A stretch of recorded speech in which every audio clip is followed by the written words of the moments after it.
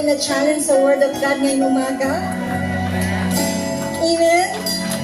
Mag-umpisa po tayo ngayong umaga sa pagbisita po ng ministry fair natin. At kung saan ka po, tinatouch ni Lord na parang dito ako tinatawag. Gusto kong kumamay-kamay, friendly ako. Gusto kong